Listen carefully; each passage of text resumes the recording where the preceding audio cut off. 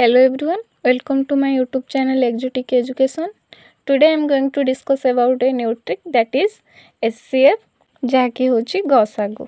छोट बेलू आम गसागु निर्णय करबा प्रक्रियाटी जानिछे। वर्तमान आम एबे गोटे न्यू ट्रिक विषय जानिबा जहाँकु आपण माने यूज करी अल्प समय रे SCF बाहर करि परिबे।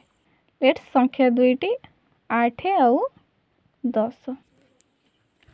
So 8 equal to 2 into 2 into 2 into 1 and 10 is equal to 2 into 5. So एठी हमर कॉमन फैक्टर आसी जाउची 2, सो गसागु 2। एमिति हमें छोट बेले सिखिथिले, तो एबे आसंतु हमें ट्रिक विषय जानिबा। 8 आउ 10 एमानक भितर अंतर आसी जाउची 2 द्वारा हमर 8 विभाज्य 10 मध्य विभाज्य, तेणु एमानकर गसागु आसी जिवो 2। एबे अन्य दुईटी संख्या देखिबा। नेक्स्ट 6 आउ 10, तो एमानक भितर अंतर आसी जाउची 4, मात्र 4 द्वारा हमर 6 विभाज्य नुहे किंबा 10 मध्य विभाज्य नुहे, तो 4 रो हमें कोन करिबा साधारण गुणनीयक काढी दबा। तो 4 is equal to 2 into 2 into 1। So एमानकर कॉमन फैक्टर आछि 2 द्वारा हमर 6 टा मध्य विभाज्य 10 मध्य विभाज्य, तेणु एमानकर कॉमन फैक्टर आसी जिवो 2। तो एबे हमकु मने रखिबाकू हबो जे जदि हमकु गसागु निर्णय करिबाकू देई थाए, प्रथमे हम संख्या द्वयर अंतर निर्णय करिबा। संख्या द्वयर अंतर द्वारा जदि संख्या माने विभाज्य होंती तेबे से संख्याटी हमर गसागु। मात्र हम ए केस रे देखिले 6 और 10 मध्य थिबा अंतरटी से संख्या द्वारा विभाज्य नुहे, तेणु एमिति केस आसिले प्रथमे आम वियोगफल गुणनीयक बाहर करदबा। गुणनीयक द्वारा जदि से संख्या गुड़िक विभाज्य हुंती तेबे से संख्याटी हमर गसागु। तो एबे आसंतु देखिबा तीनोटी संख्या क्षेत्र रे आम किपरि गसागु निर्णय करिबा। 18 24 27, तो एमानक भितर अंतर रहुची 6, एमानक भितर रहुची 3।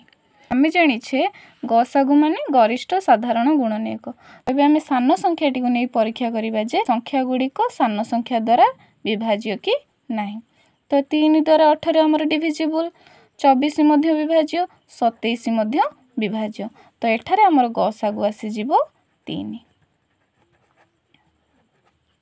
तो एबे आसंतु आउ गोटे एग्जांपल नै कि देखिबा। 40 60 75, तो एमानक भितर अंतर आसु जाउची 20, एमानक भितर 15, तो सान संख्या आसी जाउची हमर 15।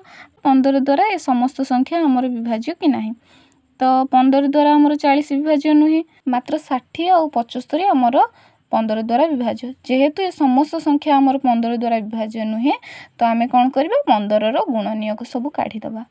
तो 5 into 3 into 1। प्रथमे आमे देखिबा ए संख्या मानक मध्यरु जेउ संख्या द्वारा ए समस्त संख्या गुड़ी को विभाज्य हबो तेबे से आसी जिवो हमर गसागु। 5 द्वारा हमर 40 टी विभाज्य, 60 मध्य विभाज्य, 75 मध्य विभाज्य।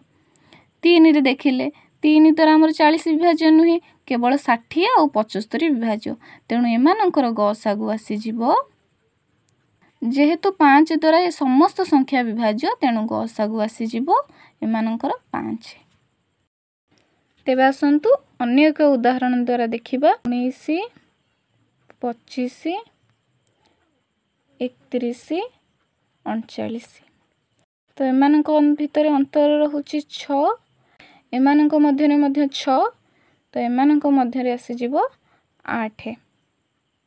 तो ए तीनोटी संख्या मध्यरु हमर सान संख्याटी आसुची 6।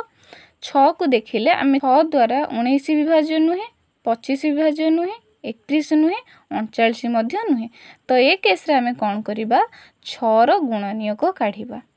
तो 2 into 3 into 1, 2 द्वारा ए समस्त संख्या विभाज्य नुहे, 3 द्वारा एठी हमर केवल 39 विभाज्य, अन्य तीनोटी संख्या विभाज्य नुहे, तो ए केस रे आमे कोन करिबा जेहेतु 1 द्वारा ए समस्त संख्या हमर विभाज्य, तेणु ए केस रे हमर गसागु आसी जिवो 1।